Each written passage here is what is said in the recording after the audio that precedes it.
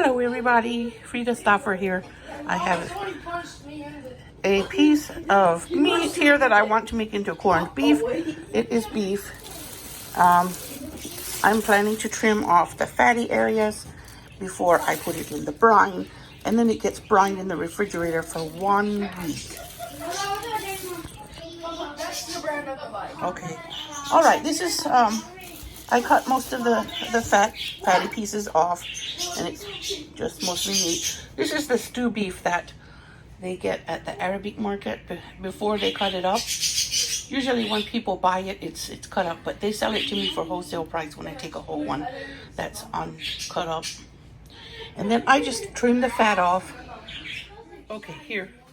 This is the little cooler I put it in. It's an 18 can cooler. I got it from Target. It does not keep cans very cold. I mean, it doesn't stay cold that long. But I'm going to place it in the refrigerator. And this lid is not super thick and whatever, but it works for what I need it for. And that's to brine my piece of meat. And when I'm done brining this piece of meat after a week, I'm probably going to get a turkey and brine it. But for now, I'm going to line it with an oven bag, a turkey size oven bag, because it's big enough. This is what I used the last time when I brined some beef, when I made corned beef. So, all right, honey, go, be careful. Yeah, so I will line it, and then I'll put the spices in. I have black pepper, I have coriander seeds. It asked for ground coriander at this point, but I don't have any more. I'm just going to put some more seeds in. It doesn't matter for brining, I don't think. So this is a mixture of pickling spice that I made myself. And this is some smoked paprika. And this is kosher salt. And it asked for curing salt that I got from Amazon. It's called Prague powder or saltpeter, or it had a couple of different names that you could call it, but it's pink so that it doesn't get confused with other salts. This is a sickly pink color. And then I'm going to put some smashed garlic cloves in it and some cut up onions. And that is going to be in the brine. Also some coconut sugar. I usually put, well, that's for brown sugar, so I'm using coconut because it's brown. And also, coconut sugar is low FODMAP.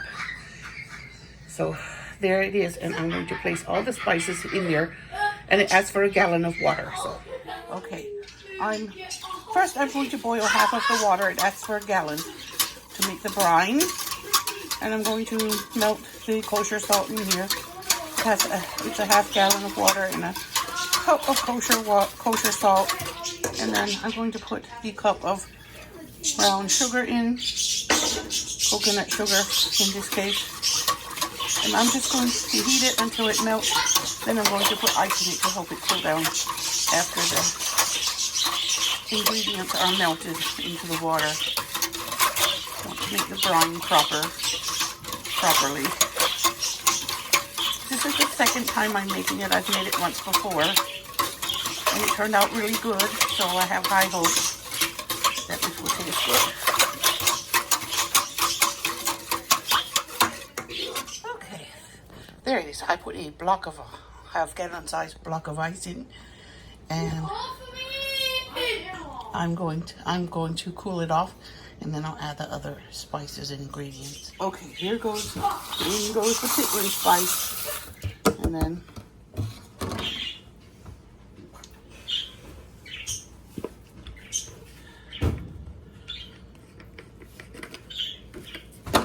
in goes the black pepper. I'm just eyeballing it because it's a big pot, and I like it spicy. I want it spicy. And then I'll take this container and make some new pickling spice for next time.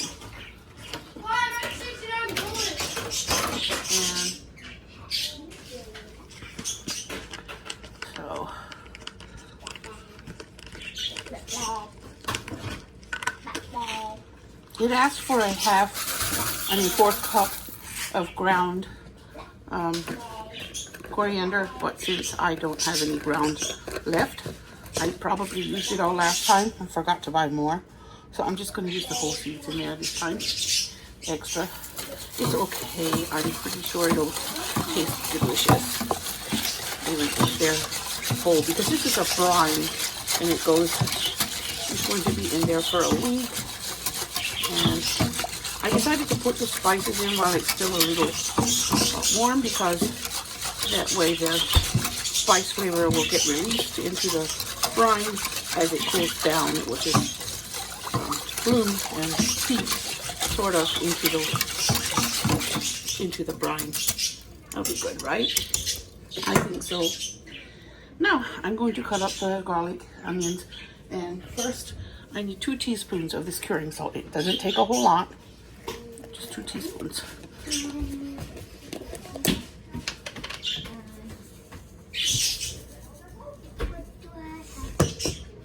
So not quite a tablespoon for the whole thing, and that's enough. And what that does is remove all of the meat's own liquids and replace it with brine and the taste of brine. That's what gives corned beef its texture, is the curing salt. The paprika, I don't want to forget that. Smoked paprika, last but not least. And in the meantime, while that ice melts in the brine, I'm going to be adding the onions and the garlic to the cooler. So add in this meat and this brine. Okay, here we go. So there is the onions and garlic in the bottom. Most of them are in the bottom. I'm going to put some of the garlic on top. I smashed all of them so that the flavor can come out and mix with the brine and get in the meat. Okay, so the ice is all melted in there and it's all room temperature. So I think it's ready to pour into the meat. I placed the meat in the bottom of the cooler with garlic cloves on it, and I did leave the peels on because I'll be taking the meat out of the brine and the brine will get thrown away after the meat is all brined. So the garlic skin and husk and everything will stay in, and same with the onions, it'll all stay there. I'm thinking of adding another onion to the top because those were a bit small. I might add another just to make sure that both sides, every side of it gets good onion flavor. I decided to put another onion on top. And there, the garlic is under the onion hiding. Now it's ready for the brine, and I'm going to pour it in over everything. There it is, all brine, all covered in brine and onions and garlic. Now I'm going to close this bag and put something on top of it, something heavy, something that's heavy enough to weigh it down. Well, I'm just going to put this out the front like I did last time. I just pulled the end of the bag out the front and close the lid like this. But first I'm going to put something to weigh them. Well, the meat is going to stay in the brine. I don't think it's going to float up. I think I might not press it down. I don't think I need to. I'm just going to leave it like that. I think it'll be just fine. So, thank you for watching, everybody. I will upload this in a week when the brine is complete and show you the end product. Or maybe I'll just upload it now and link the one that I did previously showing you the end product. But I think this is much better. I'm a lot less nervous. I'm more confident this time. So I think I will just wait and upload it when this is done, so I can have my end product, my second go round. So thank you for watching. Have a great time. Great evening. Bye. Okay, I'm a little nervous to see what's in here. A little nervous to see how it turned out.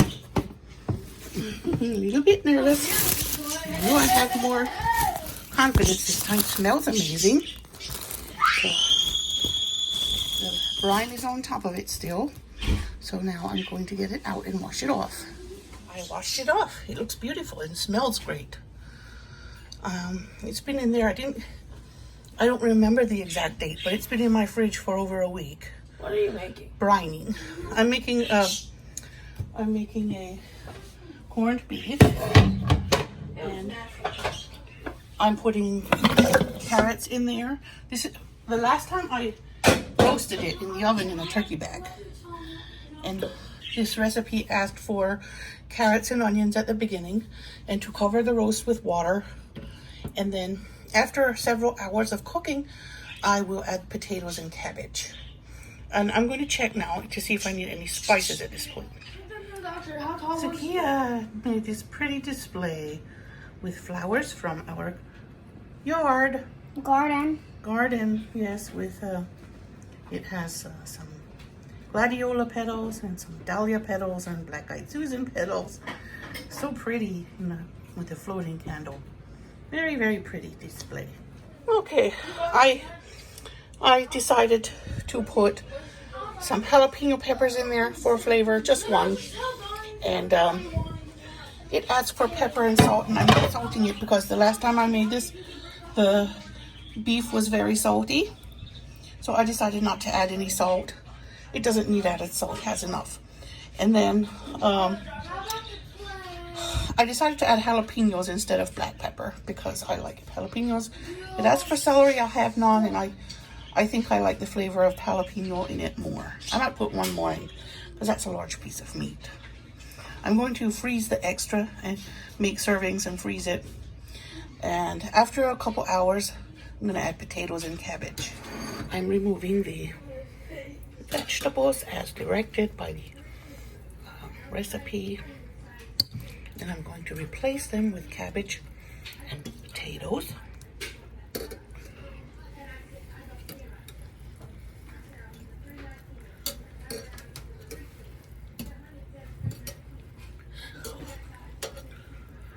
water has a pink color.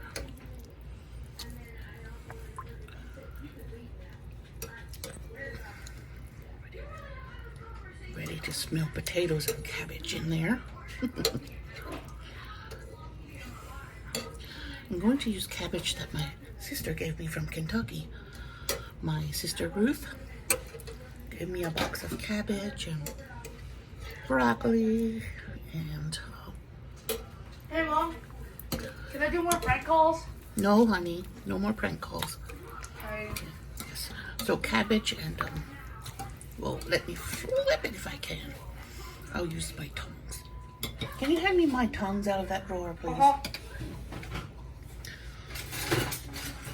Gave me cabbage, broccoli, cauliflower, tomatoes, strawberries, and zucchini squash, and whatever she had in her garden. And my other sister, Annie, gave us 3 dozen farm eggs. Okay, I'm not sure if I should put... Well, the water will rise when I put the potatoes in. So I've taken all those vegetables out. Yes, they're farm eggs, and the yolk of farm eggs is more orange than the one you buy from the store. The yolk is more yellow, so we enjoyed those eggs a lot. My mom had sent with us some homemade dinner rolls, and they were amazing for sandwiches. They were a sandwich size. What's that? It is a corned beef, corned roast beef. I'm going to add potatoes and cabbage now. All right. I'm removing the vegetables as directed by the recipe. Then I'm going to replace them with cabbage and potatoes. The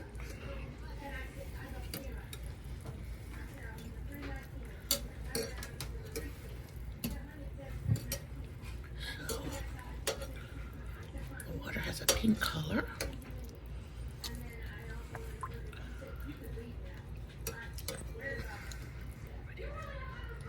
Ready to smell potatoes and cabbage in there. I'm going to use cabbage that my sister gave me from Kentucky.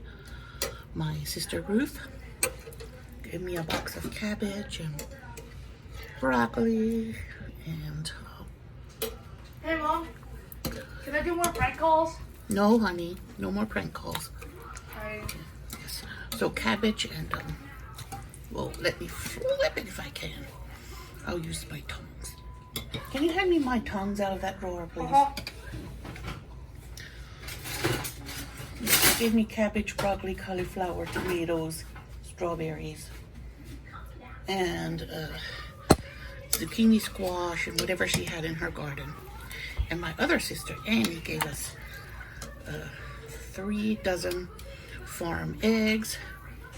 Okay, I'm not sure if I should put... Well, the water will rise when I put the potatoes in.